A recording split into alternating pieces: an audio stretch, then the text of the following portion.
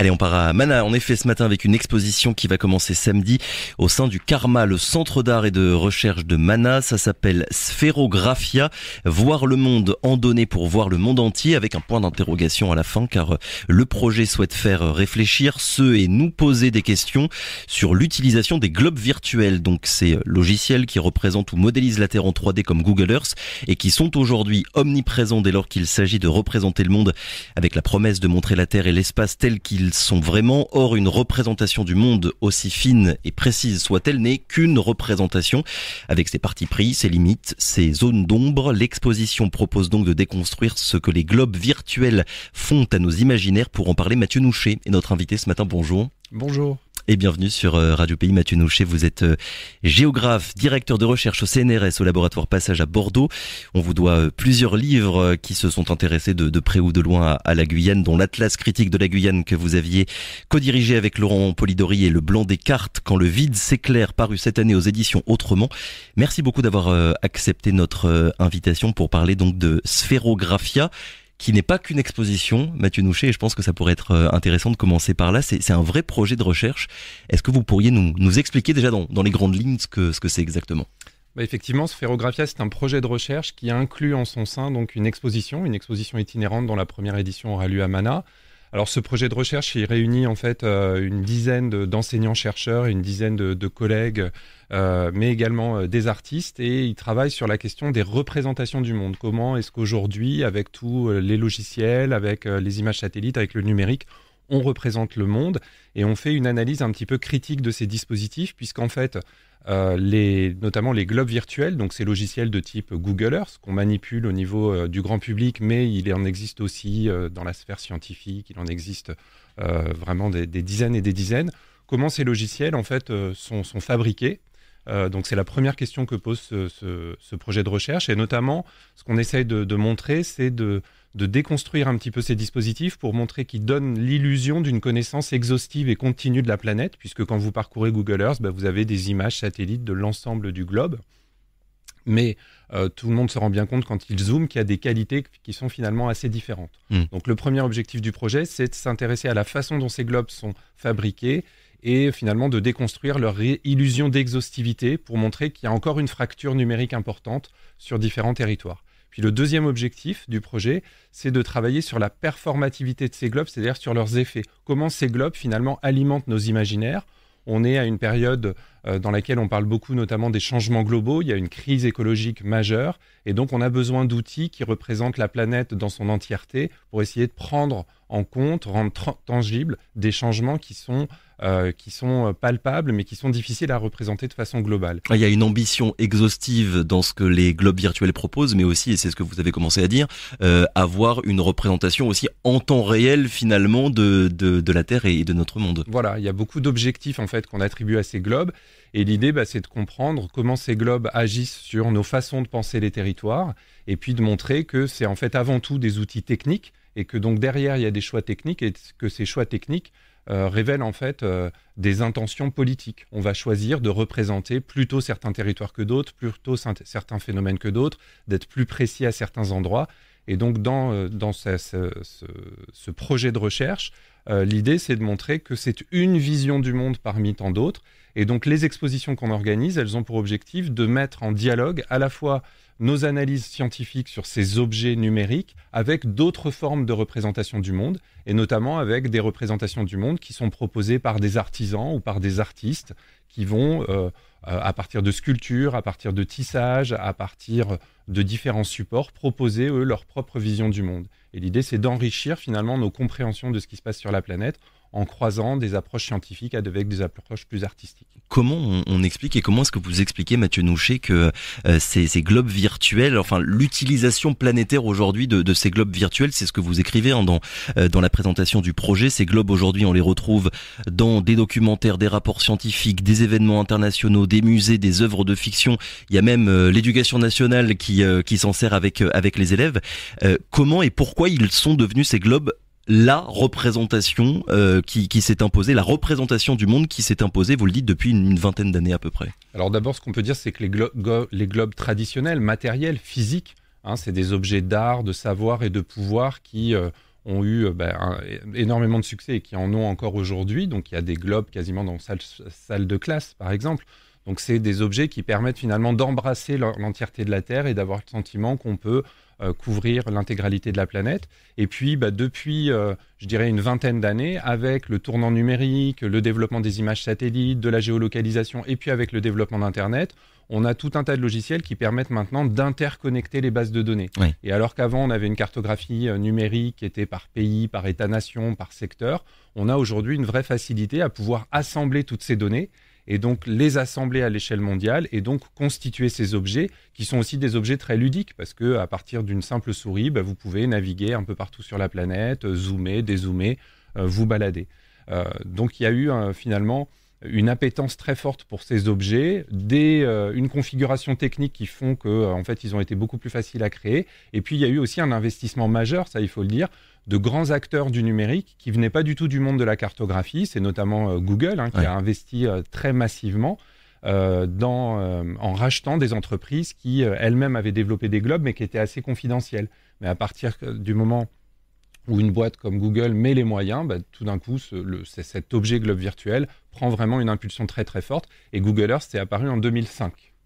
Et ça a tellement bien marché qu'aujourd'hui, si on demande à n'importe quelle personne, là peut-être qui est en train de nous écouter, de se représenter mentalement le monde, on va tous avoir cette image de la Terre parfaitement ronde qu'on a déjà vue sur Google Earth.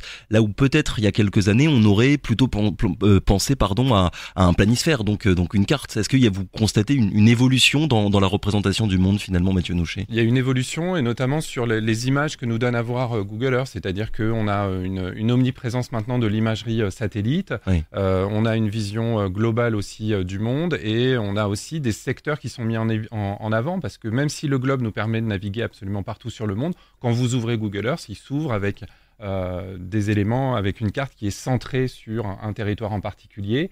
Et puis il y a des couleurs qui sont mises en avant. Il y a finalement toute une sémiologie, toute une charte graphique, tout un tas d'éléments qui contribuent vraiment à alimenter nos visions du monde et la perception qu'on peut avoir.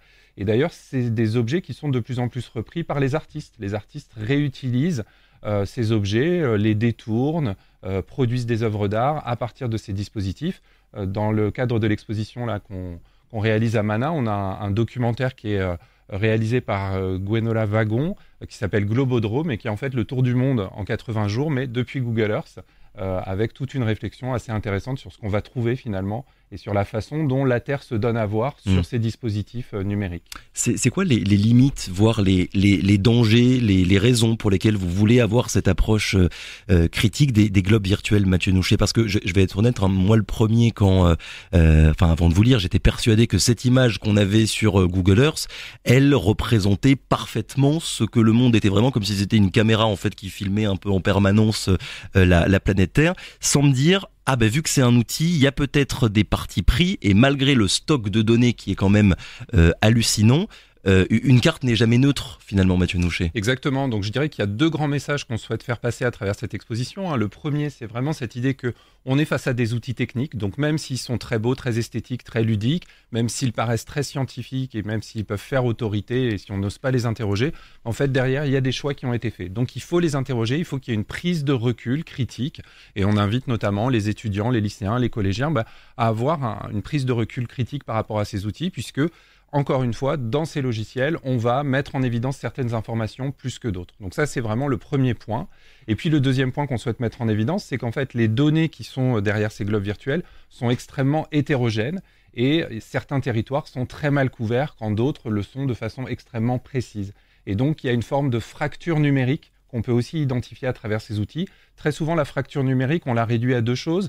On dit qu'il y a un problème de fracture numérique par rapport à des compétences. Par exemple, les personnes âgées sont pas nées avec Internet et ont plus de mal à utiliser le numérique. Donc ça, c'est ce qu'on appelle les problèmes de littératie numérique. Ensuite, on parle de fracture numérique quand il y a des problèmes de connexion. Par exemple, il n'y a plus de connexion Internet, le réseau est coupé. On connaît ça en Guyane régulièrement. Mais il y a aussi une fracture numérique qui est une fracture informationnelle. En fonction de l'endroit où vous habitez sur le territoire, sur la planète, vous n'avez pas le même stock de cartes et d'informations disponibles, puisque certains territoires qui ont un potentiel commercial plus important sont surinvestis par des entreprises comme Google, quand d'autres sont complètement délaissés et finalement naviguent dans ce qu'on pourrait appeler le blanc des cartes ou le blanc des globes. Et au final, ce que vous dites sur les globes virtuels, c'est la même chose qu'on pourrait dire pour n'importe quelle représentation du monde ou n'importe quelle carte. Il y a toujours derrière des guerres d'influence ou des rapports de force finalement. Exactement, mais je dirais que c'est plus masqué sur les globes virtuels et Oui. on fait l'expérience souvent quand on intervient dans des écoles où on voit que les collégiens ou les lycéens ont l'impression que c'est effectivement des photographies en temps réel et ils ne comprennent pas pourquoi la voiture qui est garée dans la rue n'apparaît pas là tout de suite sur Google Earth. Et il faut leur expliquer tous les mécanismes, toutes les méthodes, toutes les techniques qui sont derrière ces dispositifs et pour qu'ils prennent conscience que finalement c'est une certaine vision du monde et qu'il y a une nécessité de diversifier nos visions du monde en allant chercher aussi d'autres représentations ailleurs. C'est quoi le overview effect, Mathieu Alors Nouchet? ça c'est en fait un effet qui a été documenté, c'est les astronautes qui en fait lorsqu'ils découvrent la Terre, lorsqu'ils partent sur l'espace et que pour la première fois ils découvrent l'entièreté de la Terre depuis leur fusée. Et donc, ça crée, paraît-il, un sentiment incroyable, puisqu'on se rend compte à la fois de l'immensité de la planète Terre, mais aussi de sa fragilité en même temps. Et donc, quand on regarde un peu les discours des promoteurs des globes virtuels, on se rend compte qu'un de leurs objectifs, c'est notamment d'essayer de recréer cet overview effect, donc d'inciter finalement l'internaute à prendre conscience à la fois de l'immensité de la Terre, mais de sa fragilité à travers les outils qu'ils mettent en place. Alors Mana, dans tout ça, Mathieu Nouchet, c'est quoi le lien entre le projet Sphérographia donc et l'exposition qui va commencer samedi? Alors l'objectif en fait de cette exposition, donc c'est une exposition itinérante. La première édition aura lieu en Guyane, la deuxième édition à partir d'avril 2025 en Abitibi-Témiscamingue, donc c'est au nord du Québec, à Val-d'Or, dans une commune minière, une commune aussi Atikamekw. Dans cette exposition donc, qui va se balader ensuite, à chaque fois notre objectif c'est d'essayer de mettre en dialogue nos analyses scientifiques de ces globes virtuels, donc expliquer l'histoire de ces dispositifs numériques, expliquer la façon dont ils sont fabriqués, comment ils impactent nos imaginaires, déconstruire aussi ces dispositifs numériques, montrer justement l'hétérogénéité des données, les blancs des cartes, les zones où il y a peu d'informations, et mettre en dialogue ces analyses scientifiques et ces globes avec d'autres représentations du monde produites par des artistes ou produites par des artisans locaux. Donc là, on a monté un partenariat avec le Karma, parce que d'abord, c'est un lieu magnifique. Il y a une dynamique forte derrière les équipes là, de Patrick Lacaisse. Et l'idée, en fait, au Karma, c'est de pouvoir mettre en dialogue nos représentations scientifiques avec, par exemple, des œuvres d'art produite par Alice Raymond, qui est une plasticienne qui est en résidence au Karma pendant 4 mois et qui a notamment réalisé au Ghana une immense map monde qu'elle a suspendue dans la pièce principale du Karma et qu'elle a construit en tissu au Ghana et qu'elle va poursuivre à Mana. Et puis on va également mettre en dialogue ces représentations avec des productions locales, notamment des globes qui sont produits sur coco, des sculptures sur calebasse, tout un tas d'œuvres comme ça qui, à leur manière, représentent le monde et sont en fait une source de connaissances vraiment sur nos visions du monde qui peuvent vraiment dialoguer avec ces globes virtuels qu'on a l'impression parfois surchargés de données, mais qui peuvent, je pense, les deux, à mon avis, peuvent tout à fait dialoguer. L'idée, ça sera aussi d'inviter, c'est vraiment un moment de recherche-création. Donc on va organiser tout un tas d'événements pour qu'ensemble, on puisse discuter de ces questions. Et pour l'instant, ça donne quoi du coup vos échanges avec les artistes, les travaux aussi pour préparer cette exposition? Est-ce que ça vous a apporté à vous, géographe, scientifique, je ne sais pas comment dire, mais peut-être un nouveau regard sur un sujet que vous connaissez quand même très bien? Alors oui, ça nous a apporté, je dirais qu'on travaille, il y a des globes sur à peu près tous les sujets, puisqu'il y a un grand succès de ces globes virtuels. Et donc à Mana, on a travaillé sur différents sujets spécifiques et on a travaillé notamment, il y a des globes qui sont créés autour de la question autochtone. Il y a notamment tout un tas de luttes autochtones qui convergent pour essayer au niveau mondial de faire remonter cette question dans les instances internationales. Et donc il y a des bases de données mondiales qui essayent d'identifier les secteurs dans lesquels il y a des projets de rétrocession foncière, dans lesquels il y a des luttes autour de la question autochtone.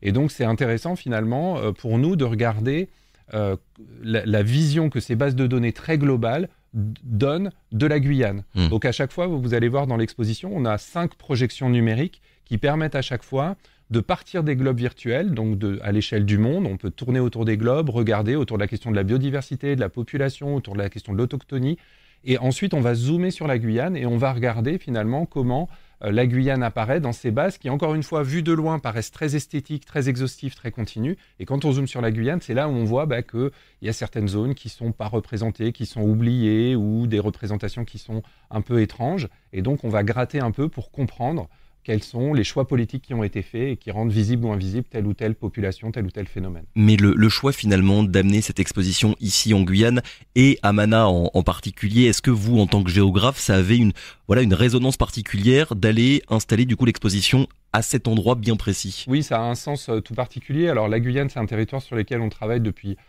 très longtemps. Vous aviez cité là l'Atlas critique de la Guyane ou le Blanc des cartes. La Guyane, moi j'ai souvent tendance à dire que c'est une marge cartographique. C'est un territoire qui est cartographié, mais où il y a beaucoup de lacunes en termes de cartographie. Donc c'était intéressant pour nous d'aller comparer à chaque fois sur ces globes et sur ces bases de données mondiales ce qui se passait à l'échelle locale et à l'échelle de la Guyane pour essayer de voir dans un territoire dont on sait qu'au niveau cartographique, il y a des manques, comment c'était pallié ou masqué sur ces bases mondiales. C'est un cas pratique finalement, quelque chose qui représente une dimension beaucoup plus globale. C'est un terrain qui est particulièrement intéressant. Après, ce qui est particulièrement intéressant aussi pour nous, c'est autour des représentations autochtones du monde, puisque on n'est plus sur des globes numériques ou sur de la cartographie plus à l'occidental, et on est sur d'autres formes de représentation du monde, et ça permet finalement, en élargissant la question, de travailler sur les différentes cosmogonies et d'être dans un dialogue interculturel autour de ces questions de représentation du monde.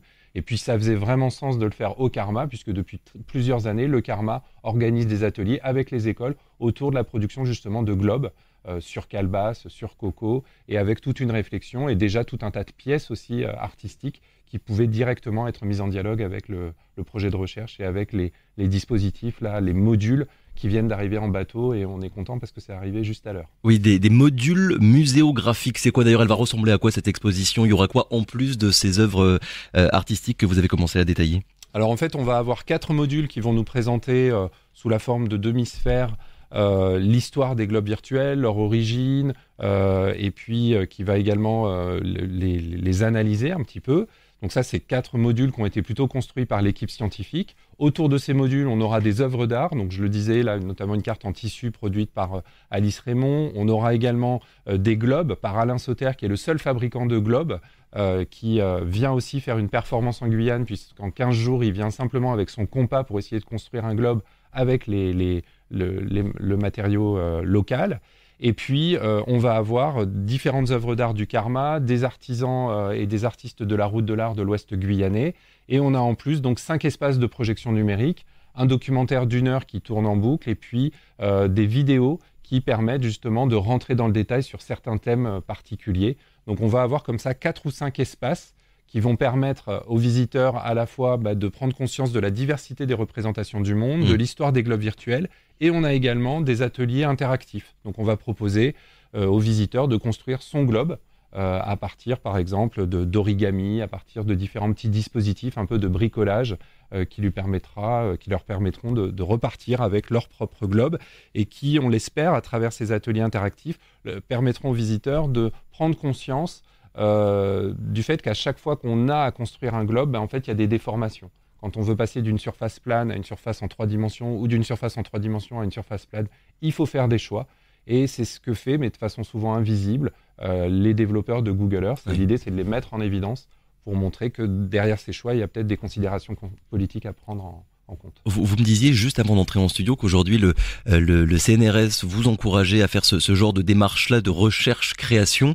C'est quoi l'objectif finalement pour un scientifique comme vous? Parce que là, comme ça à froid, on voit pas tout de suite le lien entre votre travail de scientifique finalement.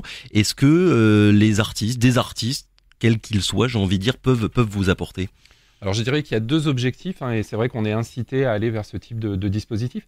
Il y a un premier objectif qui est un objectif un peu de valorisation des chercheurs, de sortir les chercheurs de la recherche plutôt, de sortir les chercheurs de leur laboratoire et de les amener à discuter avec la société civile, à s'ouvrir et à valoriser leurs travaux autrement. Mais dans le cadre de Sphérographia, l'exposition, elle n'arrive pas en bout de course à la fin du programme de recherche. C'est vraiment un dispositif de recherche, l'exposition est itinérante et on continue à faire nos recherches tout en continuant à monter l'exposition, puisque l'idée, c'est vraiment d'engager des moments de recherche-création, c'est-à-dire au contact en fait des artistes, d'avoir des dialogues, des interrogations sur nos propres productions qui nous permettent finalement d'affiner nos hypothèses, d'aller plus loin et qui nous permettent d'aller dans des directions qu'on n'avait pas forcément prévues. Je vous cite, ce projet interrogera la performativité des globes sur l'imaginaire et les engagements politiques de celles et ceux qui les alimentent ou les utilisent. On en a déjà dit quelques mots, mais j'aimerais avoir votre avis sur finalement ce que ces globes virtuels peuvent faire à notre imaginaire collectif, d'un point de vue négatif évidemment. Alors, vraiment, au niveau de leurs effets, on peut par exemple prendre l'exemple de Breaking Boundaries, qui est un documentaire qui est en ce moment sur Netflix. Et il y a un bouquin qui est sorti, préfacé par Greta Thunberg. Greta Thunberg fait aussi, je crois, la voix off de ce documentaire dans Netflix. Et en fait, c'est un documentaire, on pourrait dire, à tendance collapsologique, qui explique la crise écologique et qui est plutôt avec une vision très pessimiste de l'avenir de la planète. Et vous avez en permanence des témoignages en fait de scientifiques. Et puis derrière, vous avez des globes qui sont projetés. Et en fait, ils sont extrêmement alarmistes et avec une couleur rouge qui renforce vraiment le caractère extrêmement alarmiste. Sauf qu'en fait, on ne sait pas grand-chose des données qui sont projetées. C'est vraiment juste du décorum. Mais on voit que ça alimente un petit peu cette image. Et donc, les globes reviennent régulièrement comme une espèce d'objet, de motif iconographique qui va finalement petit à petit nous faire intégrer cette image d'une planète en feu, d'une planète qui brûle, d'une planète rouge.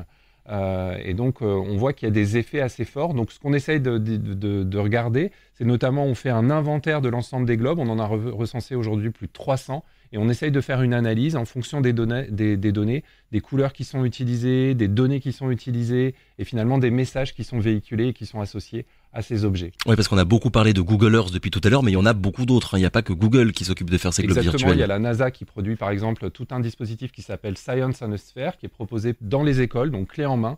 Vous pouvez, si vous êtes prof, accéder à un catalogue de globes virtuels pour appuyer vos cours. Et là aussi, c'est quand même une vision très américaine des changements globaux qui mérite d'être interrogée. Est-ce que, alors j'ai pas envie d'être trop dramatique mais comment dire, est-ce que la surutilisation de ces globes virtuels, Mathieu Nouchet, elle met pas en danger toutes les autres cartographies, toutes les autres représentations du monde? Je pense notamment évidemment à celles qui ne sont pas occidentales, on en a dit un mot tout à l'heure, mais aussi ce qu'on appelle les géographies alternatives. Ces globes virtuels sont tellement puissants que est-ce qu'ils ne vont pas avoir tendance à écraser finalement dans les années qui viennent toutes les autres représentations du monde? Alors non, moi je dirais qu'en fait le risque ce serait qu'on utilise un seul globe virtuel et que par exemple Google Earth écrase tout le reste puisque il a le monopole et que tout le monde se rue uniquement sur cette représentation. Mais là ce qu'on observe c'est qu'en fait il y a une diversité d'autres globes et donc moi je pense qu'on peut s'en sortir en essayant de favoriser une pluralisation des modes de visualisation du monde. Et donc on voit notamment, et on en parle dans l'exposition, se développer ce qu'on pourrait appeler des contre-globes, c'est-à-dire des contre-cartographies, puisque ces outils numériques sont faciles d'accès, mais on peut aussi assez facilement les alimenter. Vous avez tout un tas de collectifs, de militants qui s'en saisissent. Je parlais de la question autochtone par exemple. Il y a tout un tas d'ONG qui produisent leurs propres globes pour montrer à l'échelle mondiale comment les combats autochtones s'organisent. Et donc moi ce qui me semble, si on veut voir plutôt le verre à moitié plein, c'est de se dire que finalement aujourd'hui ces outils vont se démultiplier et nous offrir des visions plurielles, plus diversifiées du monde, et c'est à ça qu'il faut veiller.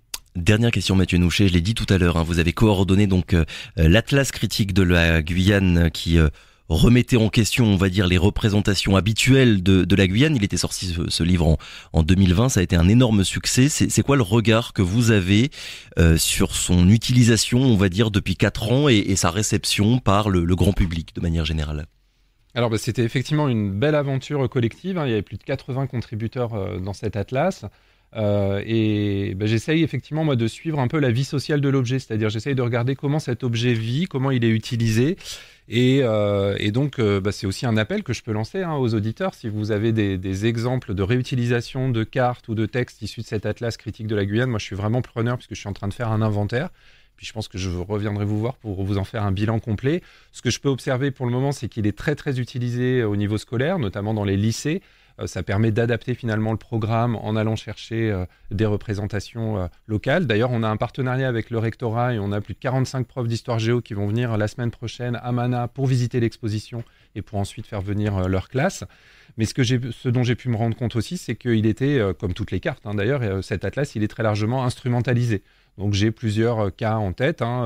où en fait, vous savez, dans l'atlas, vous aviez la page de gauche qui était du texte et la page de droite qui était une carte, où en fait le texte a disparu, on n'a pris que la carte, parfois on a même photoshopé la carte pour faire disparaître certaines informations, et puis ensuite on utilise ça. Donc j'ai vu des usages comme ça de l'atlas par des ONG, dans le cadre d'enquêtes parlementaires. Dans des groupes WhatsApp aussi, moi ça m'est déjà arrivé d'en apercevoir quelques-uns. Voilà, j'ai vu plusieurs choses, et donc c'est aussi très intéressant pour nous de voir comment nos productions sont ensuite réutilisées. Et puis c'est le propre aujourd'hui de la cartographie, d'être utilisée, d'être bricolée, et puis d'être rediffusée, et que ces cartes-là circulent.